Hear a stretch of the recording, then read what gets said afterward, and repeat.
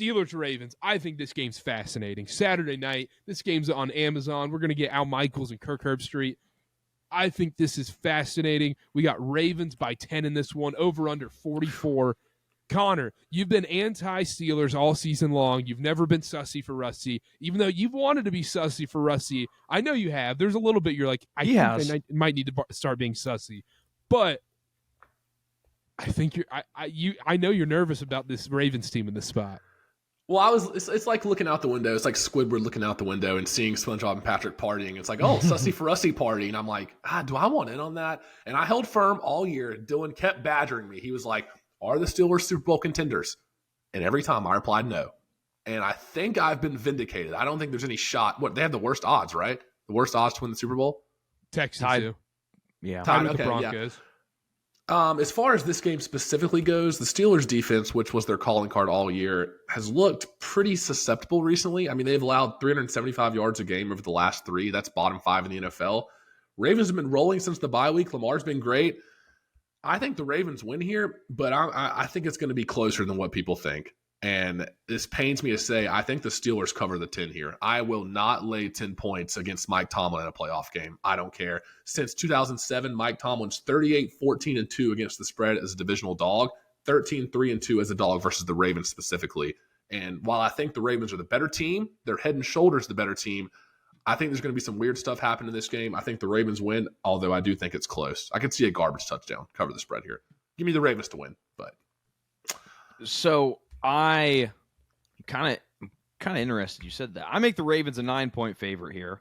So I guess I would kind of go with the Steelers based off that. I think the Ravens defense, their secondary has not been good all year. They rank very poorly in a lot of passing statistics because of that. But we've seen in both of the games against the Steelers is that this Steelers offensive line cannot hold up against their pass rush. And it doesn't matter how bad your secondary is, if you don't allow the quarterback to have any time to go through his reads, make the throws, then it doesn't really matter how bad that secondary is. So, and we want to talk about the Texans being a one-dimensional team. The Ravens are going to force the Steelers to be a one-dimensional team. Their rush defense is amazing. They're second in rush defense with a stacked box, first in rush defense outside of tackles, number 1 overall in rushing efficiency allowed.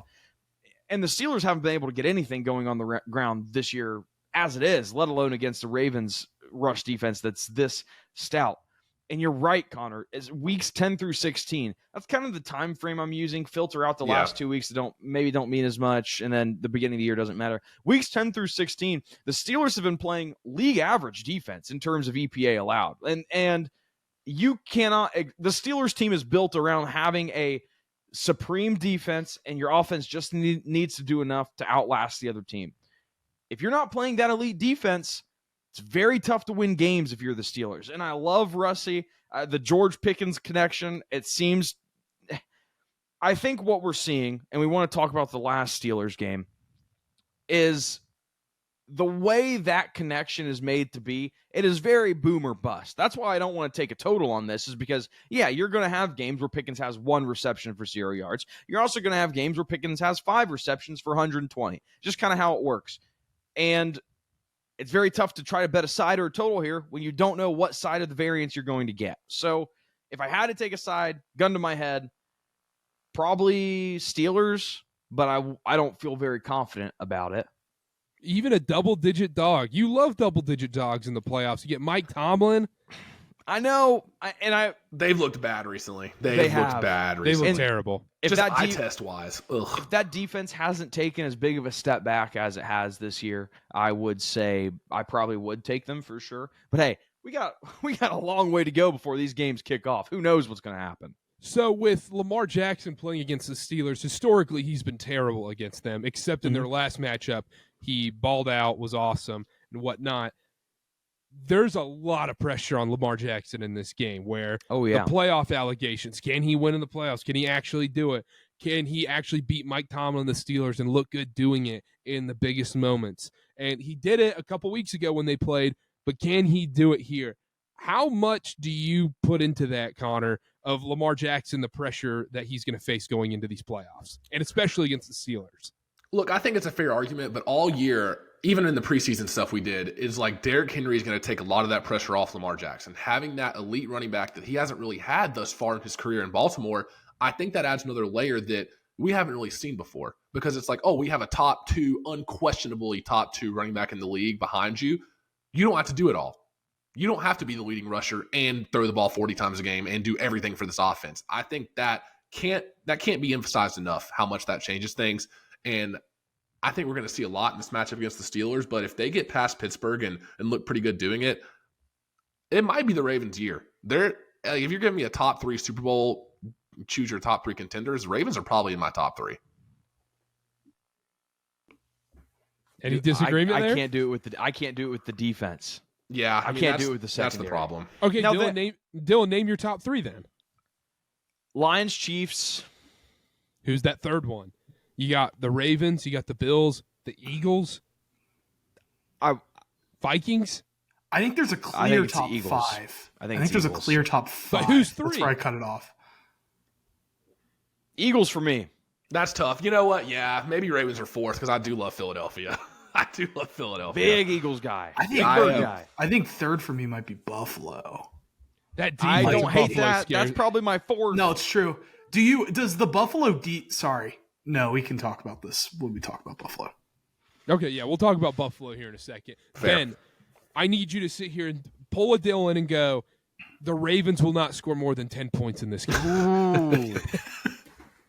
I would not say that. And then close your social media accounts. Close all your accounts after that. Mute all the conversations. I think the Ravens will score less points than the casual person thinks they will. I do think that the Steelers muck this game up a lot. I like the Steelers to cover that spread. I just think this is an ugly game. I think a lot of questions will resurface. The Ravens will win, but it'll be ugly, and people will kind of like all the talking heads on Get Up or on Fox Sports. Fox Sports should be talking about other things. Yeah, but we got some other things. They've got other issues to deal with over there. Except for Colin Cowherd, of course. But all around good guy. Yeah, great guy. But I think this strikes me as like a 21-17 Ravens win. Gross AFC North. It's a showdown. It's hard to just discount Mike Tomlin in this spot. But, I mean, the Steelers haven't won a playoff game since 2016, I believe. That's about a decade. I don't see that changing. This is like the same Steelers team that we've seen. They started out hot, but have kind of regressed. We've seen a lot of mediocre teams make it. It kind of reminds me a little bit of that that team that was the last undefeated team standing during COVID and then fell off towards the end, lost to the Browns in the first weekend. Yeah. I don't see them being able to pull off this game, but I think they make it ugly and close. I think the Ravens defense, I just don't see the Steelers being able to score enough points. I think the Steelers defense can maybe slow down Lamar in this Ravens offense a little bit, but I do think that the pass rush is going to get to Russell Wilson. I think you saw the Bengals kind of put out a blueprint a little bit of Russell Wilson likes the deep ball. He likes short passes. He struggles a little more and is a little less comfortable when you're forcing him to throw intermediate passes. Or when they play a good team. Yes, or when they play a good team. But force him to make those 10, 12, 15, 18-yard passes. I think the Ravens are going to force him to do that, especially with the limited amount of time he's going to have in the pocket and the fact that they're going to want to take away that short pass. I like the Ravens in a closer game than you'd think, but I don't think there's really any doubt when you're watching it that the Ravens are going to win, but I think the score makes it close. I think the Steelers cover. So you're saying Van Jefferson and Calvin Austin III aren't going to light up this Ravens secondary? That doesn't compute with me. Now that you say it that way. Van Jefferson, Super Bowl winner, father, Father. No, I'm not going to stand for Calvin Austin slander. Just saying. Is Mike Tomlin an over 500 merchant? Where's the playoff success recently? Oh, we're 10 and 6. We're 10 and 10 and 7. Ooh. Do you think we get a chance at Jussie in this game? Yeah, I do. No. I think we see a few Fields plays. I believe that. Like some design runs type. Yeah. I'm going. Russie's been good on his feet. Russie's been good on his feet. I'm going Ravens here. Don't overthink it. Ravens 31-14 in this spot. It feels so right, and crap. I feel like the Steelers. This is going to be a game where Steelers fans are almost at their wits' ends with Mike Tomlin. It's just the cycle repeats itself, like you guys have mentioned, where they realize there's just a ceiling on what this team can be, and they're going to be like, oh, maybe Mike Tomlin's not the guy. When it's just flat out, you don't have good enough players. That Mike Tomlin is maxing out whatever.